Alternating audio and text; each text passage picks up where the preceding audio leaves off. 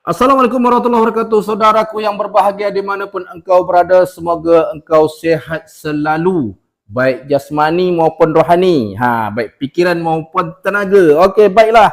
Di hadapan saya ini ada ikan puput asam pedas. Alamak, ini dia. Saya kalau dah nampak asam pedas ni bersemangat nak makan. Baik, kita mulai. Allahumma barik lana fima razaqtana wa qina azabannar walhamdulillahirabbil alamin. Bismillah. Ini dia.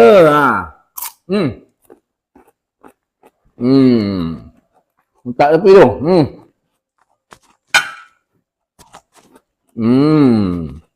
Asam pedas ini. Asam pedas ikan puput. Puput ni mata dia agak besar ni. Tak tepi tu. Mari kita ikan puput ni Bismillah. Bismillah. Wah, ini dia. Asam pedas ni luar biasa. Ini ikan puputnya. Saya pegang je lah ni. Ini dia. Ikan puput dia. Bukoman tegap lagi. Alhamdulillah. Mulai dulu. Puputnya. Oh yeah. Memanglah lembut betul ikan puput ni.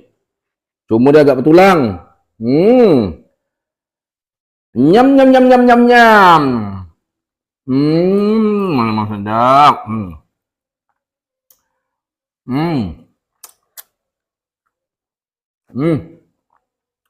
Terima kasihlah kepada kawan yang menjaring ya. Dapat ikan puput. Sedap.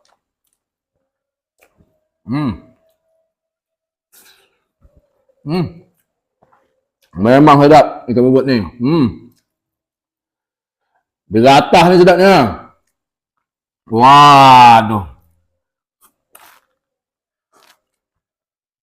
Cuma berhati-hati kawan-kawan makan kalau tak biasa.